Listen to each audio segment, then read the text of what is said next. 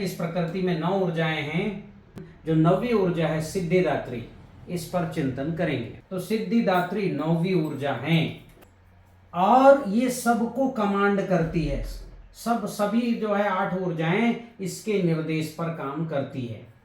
तो यह ऊर्जा सिद्धि है, योग करती है। हर चीज प्रकृति की जितनी भी चीज जुड़ रही है या घट रही हैं उनमें ये विद्यमान है। फिर ये सुप्रीम भी है ना, सबको कंट्रोल करती है, ये सब में है पर इसमें कोई नहीं है। फिर ये धुरी एक्सिस भी है पूरी प्रकृति की। आइए कैसे हम चर्चा करते हैं। ये जो 9वीं ऊर्जा है इसका मूलांक 9 है, 9वीं ऊर्जा। और 9 के मूलांक में आप देखिए कोई भी जो है अंक नहीं आता। 9 को हम आगे बढ़ाएंगे, 9 का डबल करेंगे 18, उसका डबल करेंगे 36, उसमें भी देखिए 3 और 6 को जोड़ेंगे 9 आया। फिर 36 को डबल करेंगे, उसका मूलांक भी 9। 144 को भी जो है 72 को डबल करेंगे 144 आएगा, उसका मूलांक भी 1 धन 4 धन 4 बराबर 9 आएगा। 144 को भी डबल करेंगे, उसका मूलांक, जितना भी हम डबल करते जाएंगे इसका मूलांक 9 ही आएगा। और हम इसको घटाते भी जाएंगे, 9 को हमने घटाया 4.5 किया तो उसका मूलांक भी 9 ही आएगा। फिर इसके बाद जो है 4.5 को घटाएंगे 2.25, मूलांक कितना आया 9 आया।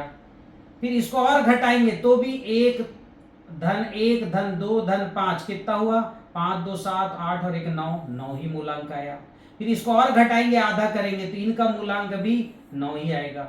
आप कितना ही घटाते जाओ, घटाओगे तो भी 9 ही मूलांक आएगा, बढ़ाओगे तो भी 9 ही मूलांक आना है। तो 9 के मूलांक में 9 ही है, ये सिद्ध करता है कि ये इसमें कोई नहीं है और ये सब में है। कैसे है उसके लिए थोड़ा पिछला वीडियो का कुछ भाग मैं आपको बताना चाहूंगा जुड़ी हुई।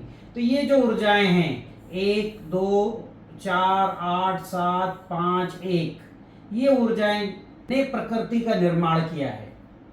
ये मैंने पिछले वीडियो में बताया कि कोशिका विभाजन 1 का 2, 2 का 4, 8 16 32 होगा, 3 का मूलांक में यही 6 ऊर्जाएं आएंगी। ये जैसे जैसे कोशिका बढ़ती गई बड़े बड़े जीव आते गए, पर मूल कौन है कोशिका, और उसकी शुरुआत कहां से 1। ये जो 6 ऊर्जाएं हैं इन्होंने जीवन बनाया। इस 6 ऊर्जा को हम घटाएंगे तो आप देखिए इसको घटाएंगे, जैसे जैसे कोशिका टूटा तो अणु बना, एक जो है और टूटेगा, जैसे ही टूटते जा रहा है तो उसमें भी यही 6 अंक आ रहे हैं, 1 5 7 8 4 2 और 1। तो यही अंक बढ़ने पर भी आए थे, जब कोशिका बन रही थी, जीवन रचना बन रहा था, तब भी यही अंक आए। और जब जीवन रचना घटा और अणु बना, जीवाणु कोशिका टूटा तो जो अणु निकले वो इसी अंक के निकले। तो इससे सिद्ध होता है जीवन रचना बढ़े या घटे, ये 6 ऊर्जाएं ही अस्तित्व में हैं। तीसरी और ये छठी ऊर्जा ये कमांडिंग ऊर्जा है। तीसरी ऊर्जा अग्नि और वायु महाभूत को बढ़ाते हुए प्रकृति का निर्माण करते जा रही है। प्रकृति के अंदर जीवाणु बना रही है और प्रकृति के बाहर ब्रह्मांड को विस्तारित कर रही है। और छठी ऊर्जा को कितना ही गुणन करके बढ़ा दो या घटा दो, इसके मूलांक में भी 3 6 ही आएंगे। तो तीसरी ऊर्जा के मूलांक में भी 3 6 और छठी ऊर्जा के मूलांक में भी 3 6 ही आएंगे। मूलांक में आप देखिए कहीं पर भी दूसरी कोई संख्या नहीं है। 3 6 3 6 3 6 को जितना ही बढ़ाइए या घटाइए 3 6 ही आना है। तो ये दोनों जो हैं एक साथ पेयर में काम करती हैं, ये बढ़ाने में, ये जो है अंदर जाने में, अणु के तरह इसका एक्सटर्नल बाहर की ओर यात्रा करती है। अब इन दोनों को कंट्रोल यहां से ये ऊर्जा कर रही है, कौन सिद्धिदात्री। जब समय होता है तो ये ऊर्जा इसको बदल देती है, 3 इधर आ गई 6 इधर आ गया, प्रसार रुक के संकुचन शुरू हो गया, और जहां संकुचन है वो प्रसार शुरू हो गया, बदल गई, दुनिया का क्रम ही बदल गया। तो कंट्रोल कौन कर रही है सिद्धिदात्री। अब ये 3 6 में 9 है क्या, कहीं आप बताइए, कहीं इसमें 9 है नहीं है। जीवन निर्माण करने वाली पिछली 6 ऊर्जाओं में भी हमने देखा, इसमें कहीं 9 है क्या, नहीं है।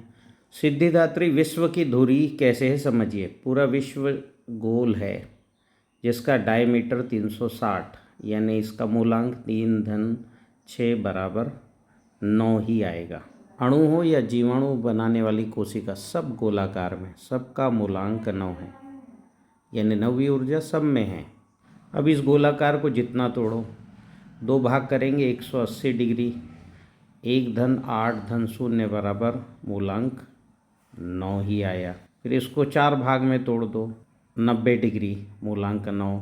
फिर इसको 8 भाग में तोड़ दो, 45 डिग्री मूलांक 4 धन 5 बराबर 9। इसको कितना ही तोड़ते जाओ, कितना ही तोड़ो, मूलांक 9 ही आना है। और ये टूटते टूटते टूटते टूटते ये शून्य जैसा दिखने लगेगा। यानी यहाँ पर ये ब्लैक होल हो गया, ब्लैक होल जिसको ये काला, और सब कुछ इसमें समाते जाएगा।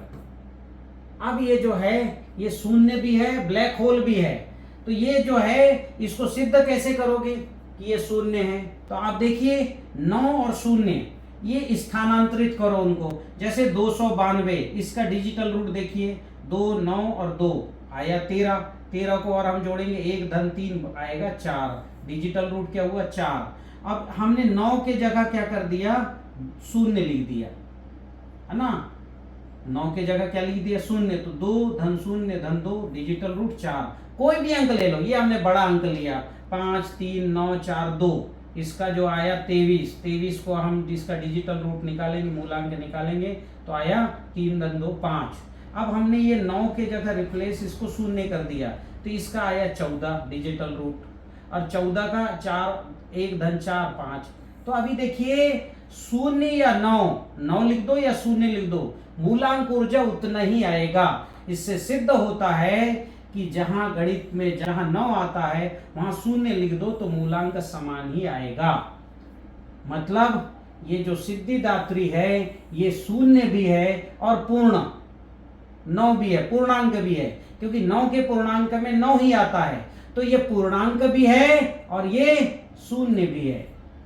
ये सभी ग्रह तारों को नियंत्रित करती है। ये जितने भी ग्रह तारे हैं इनके डायमीटर का मूलांक भी 0 है। हमारे सूर्य का डायमीटर, इसका मूलांक भी 9 है। कितना है डायमीटर? 8,64,000 माइल्स। इसका मूलांक हम निकालेंगे 8 धन 6 धन 4 तो 18, और डायमीटर कितना आया 9। ऐसे ही आप देखिए सूर्य का चक्कर कौन लगा रहा है, धरती लगा रही है, ये कितना है 7,920 माइल्स है, तो इसका 7 धन 9 धन 2 धन 0 बराबर 18, और 18 का मूलांक क्या आया 9। चंद्रमा का भी डायमीटर 2160 माइल्स है, इसका भी 9। तो ये सारे ग्रहों को कंट्रोल करती है कौन? नौवीं ऊर्जा, मूलांक 9 है इस वजह से। अभी ये प्रकाश को भी नियंत्रित करती है, प्रकाश की गति का मूलांक भी 9 है।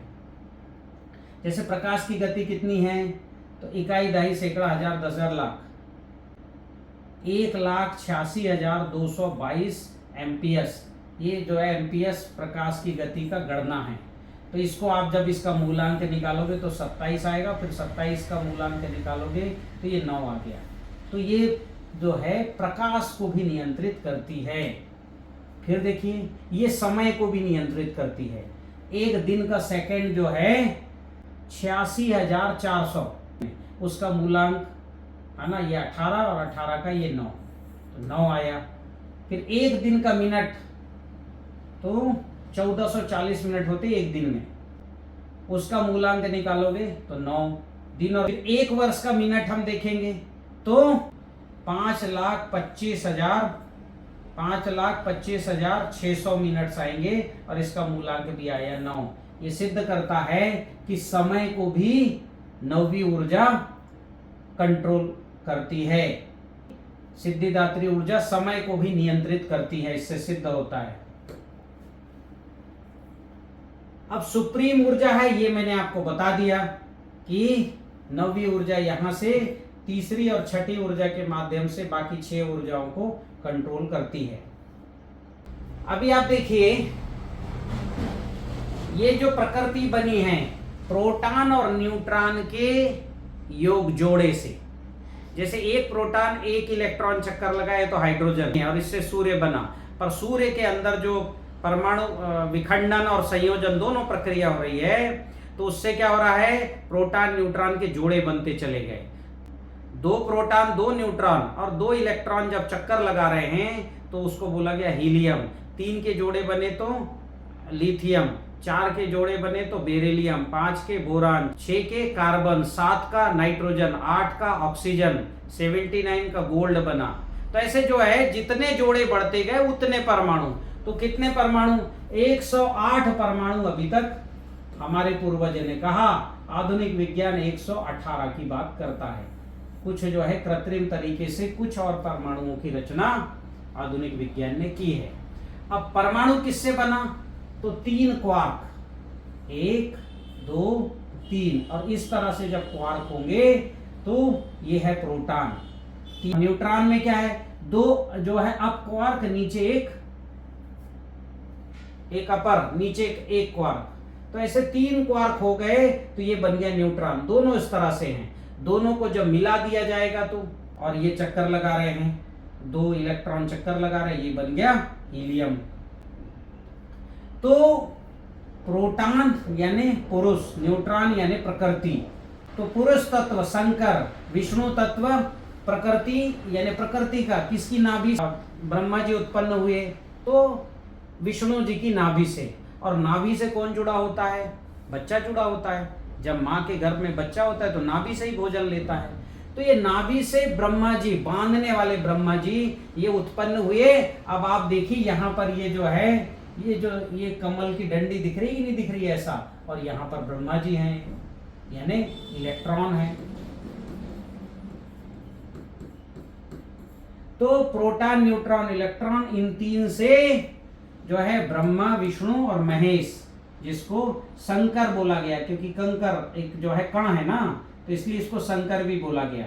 ये तीनों के मिलने से ही ये पूरे जो है पीरियोडिक टेबल के सारे तत्व बने हैं। और इनको कंट्रोल कौन कर रही है, ये देखिए इसमें 3 वाला है, 3 वाला है, कितना बन गया, ये 6 वाला है। तो अब इसको जो है जैसे मैंने आपको बताया, इसका भी योग, इनका योग आप जोड़ोगे तो मूलांक आएगा 9, इसका भी जोड़ोगे तो 9 आएगा। तो 9 इनके अंतर्भूत है, और ये 3 3 के 6, तो 3 6 और 9 इसके अंदर ये तीनों अंक है जो कंट्रोल करती हैं। ये 3 कणों ने पूरे पीरियोडिक टेबल को बनाए, और इन ऊर्जाओं में जब जीवन शुरू हो गया तब ये जीवाणु बने। तो जीवन की शुरुआत कैसे हुई, मन और बुद्धि। ये जो मन है ये माता पार्वती का पुत्र है कार्तिकेय, क्योंकि प्रकृति को स्वयं विकासी बनाना था तो मन को जन्म दिया, जो इंद्रियों के जो है नियंत्रित करता है या इंद्रियों के नियंत्रण में भी हो जाता है। तो मन का जन्म हुआ, फिर बुद्धि का जन्म हुआ। बुद्धि मन को जो है विचार देती है कि क्या काम करना, क्योंकि शरीर का सारा काम कौन करता है, मन करता है, इसलिए उसको सेनापति कहा गया। जो दिखाई नहीं देता हमारे शरीर में, पर वो भी एक अंग है जिसका जन्म जो है महादेव और महादेवी, पार्वती और शंकर और पार्वती, महादेव और महादेवी ने जन्म दिया। किसको, कार्तिकेय को, मन को, क्योंकि बिना मन के शरीर बन नहीं सकता, क्योंकि हमारे हाथ पैर काम नहीं करता, मन काम करता है। मन जैसा बोलेगा आंखें वैसी देखेंगी।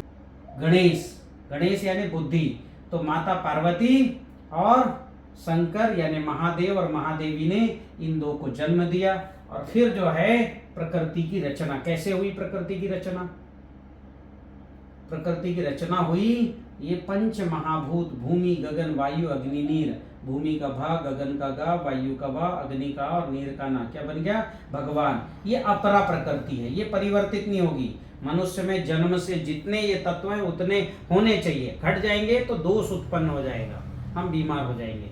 फिर ये 5 महाभूत, मन, बुद्धि और अहंकार, भगवान विष्णु का डीएनए। ये भगवान जो है कृष्ण ने श्रीमद् भगवद गीता के 7वें अध्याय के 4थे श्लोक में बोला है, भूमि रापो नलो वायु खम मनो बुद्धि रेवच अहंकारा इति में भिन्न प्रकृतिष्ठदा। भूमि गगन वायु अग्नि नीर, नीर मन बुद्धि और अहंकार, इसको अहंकार पढ़ लेते बहुत से लोग, अहंकार मेरा आकार, ये है अहंकार, मतलब डीएनए। भगवान कृष्ण ने कहा मेरे डीएनए, मेरे आकार, आकार मतलब डीएनए से यह प्रकृति बनी है। तो ये पंच महाभूत मन और बुद्धि यानी महादेवी और महादेव के 2 पुत्र और भगवान विष्णु का डीएनए, इससे हमारा ये पूरा हमारे शरीर का निर्माण हुआ और ऐसे हर जीव का निर्माण हुआ। तो इस तरह से प्रकृति बनी है। ये प्रकृति बनने का ये चक्र मैंने दिया है, इस पर अगले वीडियो पर मैं आपको बताऊंगा कि कैसे प्रकृति को स्वयं पोषी, स्वयं विकासी, स्वयं पूर्ण बनाने के लिए मनुष्य को कृषि करना अनिवार्य है। कृषि का आधार है अग्निहोत्र यानी अणु और ऊर्जा, और गौपालन यानी जीवाणु और जीव, सब बहुत से जीव, और इससे जो है फसल संवर्धन आएगा।